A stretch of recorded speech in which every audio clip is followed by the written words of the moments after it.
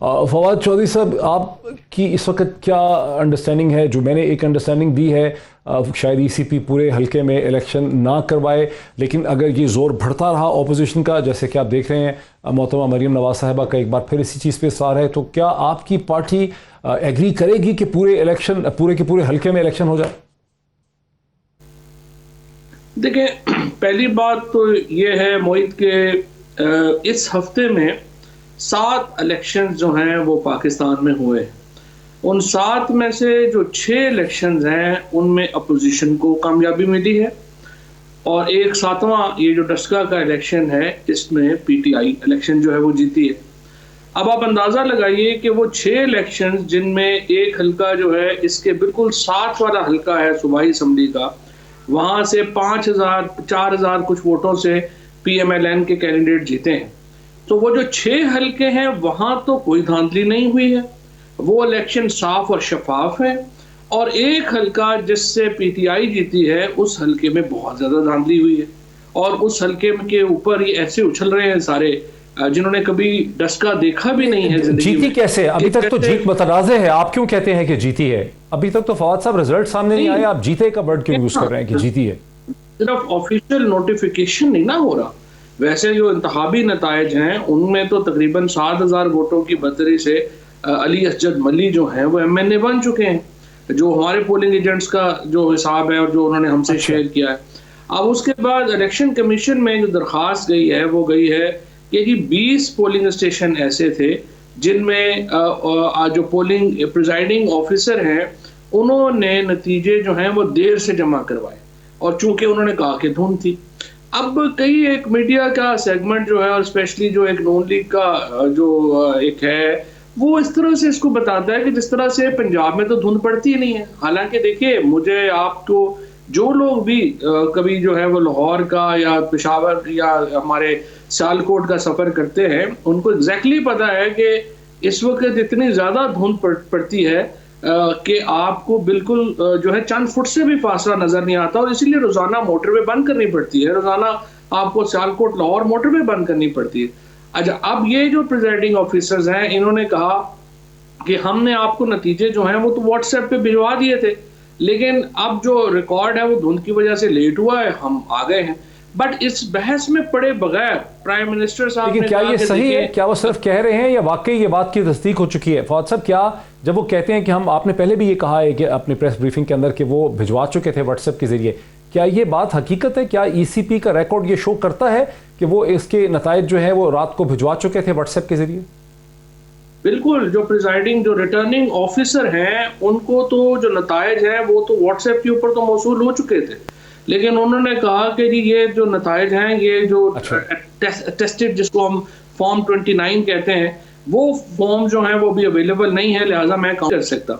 और हकीकत ये है कि देखिए, अब ये बहस इसलिए नहीं रही कि चूंकि प्राइम मिनिस्टर साहब ने, इमरान खान ने ये कहा कि आप इस बहस में ही ना पड़िए। पीएमएलएन कह रही है 20 पोलिंग स्टेशन के ऊपर जो है वो गड़बड़ हुई है, वहां पे आप दोबारा इलेक्शन करवा लीजिए। जब इमरान खान ने कह दिया कि इलेक्शन करवा दीजिए, अगले दिन नून लीग ने यू टर्न ले लिया और कहा नहीं, वो 20 पे नहीं, अब तो हम पूरे हल्के के ऊपर इलेक्शन चाहते हैं।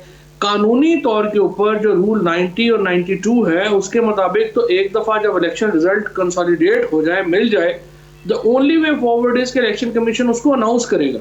लेकिन ये तो चूंकि इमरान खान है वो फेयर प्ले के ऊपर ज़्यादा यकीन रखते हैं, बात करते हैं, और उन्होंने खुद भी जाहिर है कि पीटीआई की एक बहुत बड़ी स्ट्रगल रही है शफाफ इलेक्शंस की तरफ।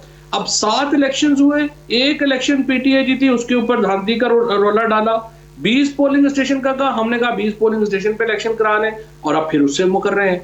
यानी इनका तो कोई दीन ईमान ही नहीं है ना, जो आप बात करेंगे उसके ऊपर ही मुकर जाएंगे। अच्छा, मेरे साथ है ये फवाद चौधरी साहब। अब मौला बख्श चांडियो साहब ने भी हमें ज्वाइन कर लिया है। मौला बख्श चांडियो साहब, क्योंकि मेन टॉपिक हमारा ये नहीं होगा, हम जाना चाहेंगे सेनेट की तरफ और लार्जर, क्योंकि आपका ताल्लुक वैसे भी पीपल्स पार्टी से है और पीपल्स पार्टी कंटेस्टेंट नहीं थी सियालकोट के अंदर, डस्का के अंदर। लेकिन आपकी पार्टी की इस पे पोजीशन है क्या? बिकॉज हम जब एदाद शुमार हम देख रहे हैं अब तक जितने भी बाई इलेक्शंस के आए हैं, तो बहुत हमें बात बड़ी वाज़ेह तौर पर नज़र आती है कि पीटीआई ने लीड को कम किया है। जीत वो नहीं रहे, लीड को उन्होंने कम किया है। और ऐसा लग रहा है कि जो इस वक्त जंग हमारे सामने सियालकोट में हो रही है वो दर हकीकत एक बयानिए की जंग है, एक नैरेटिव की जंग है, वो हल्के की जंग नहीं है। आपकी पार्टी का इस पर क्या मौक़िफ़? पार्टी का मौक़िफ़ तो पार्टी के मरकज़ी इंफॉर्मेशन सेक्रेटरी बता सकेंगे, लेकिन मैं एक सियासी कारकुन या पीपल्स पार्टी कारकुन की हैसियत में ये कहना चाह रहा हूँ कि जो प्रेस रिलीज इलेक्शन कमीशन ने निकाली है, क्या वो इस हुकूमत की नाअहली के लिए काफ़ी नहीं? क्या हुकूमत की नाअहली इसके बाद भी कोई और सबूत चाहिए? इस इलेक्शन में धांधली का कोई और सबूत भी हो कि इलेक्शन कमीशन कहे कि हम बेबस थे, ये ना हुआ वो ना। इलेक्शन के नताइज भी धुन से मुतासर होंगे, इलेक्शन के नताइज भी अफसरों के रवैयों से मुतासर होंगे। तो फिर इन्होंने तो पूरे इलेक्शन के अमल को ही मुतनाज़ा बना दिया है। अब किसको इस इदारे के इलेक्शन इंतखाबात पर अमल होगा, यकीन दहानी होगी?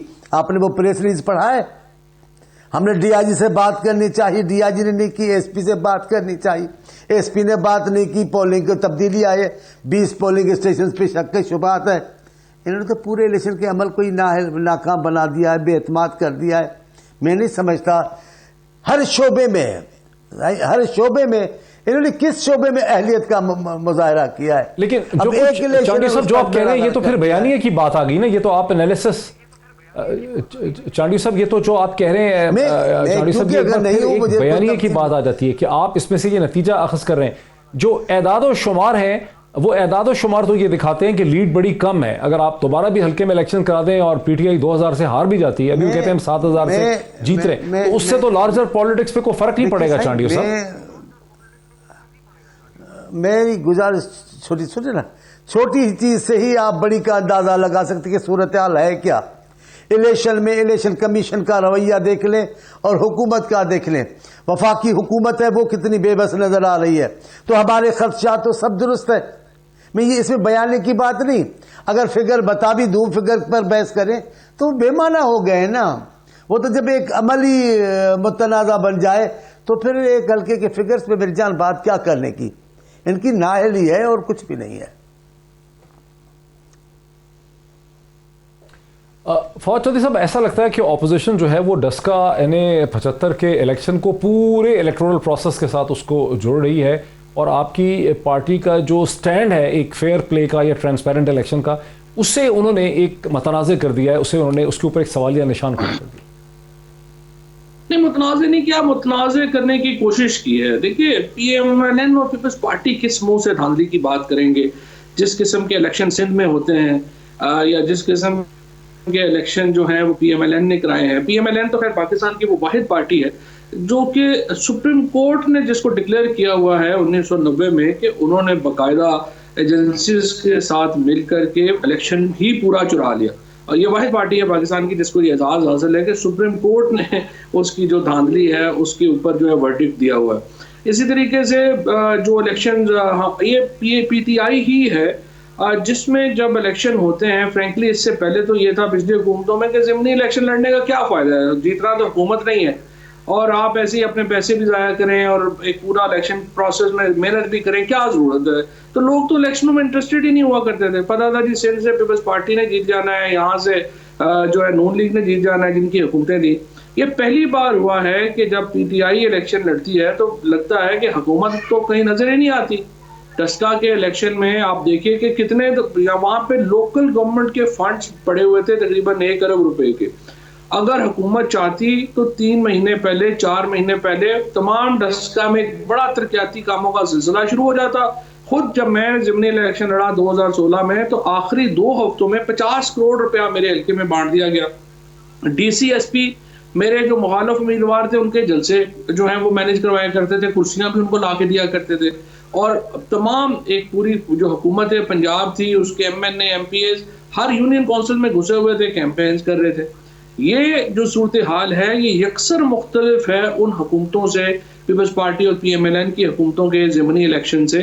अब तो जो पीटीआई का उम्मीदवार इलेक्शन लड़ता है उसको पता होता है कि अपने सर पे लड़ना है, कोई उसको जो है ना फंडिंग जो है वो उसके मुंह खुलते हैं ना ही उनके ऊपर जो है वो ज़िली इंतज़ामिया इतनी मेहरबान होती है, और वो इलेक्शन एक फ्री एंड फेयर इलेक्शन होता है जो नज़र आता है। और इस तरह से इसलिए मैंने आपको मिसाल दी, 7 इलेक्शंस हुए, 6 इलेक्शन चांडियो साहब का भी इस पे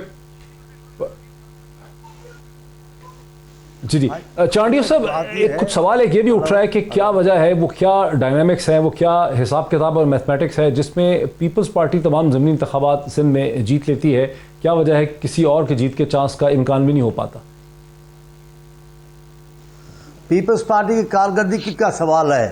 अगर किसी और सूबे में किसी पार्टी की फतह की बात चलेगी और उसकी कारकर्दगी की, आप आ जाए मेरे से रूबरू, इधर ही सवाल जवाब करें तो मैं आपको बता दूंगा।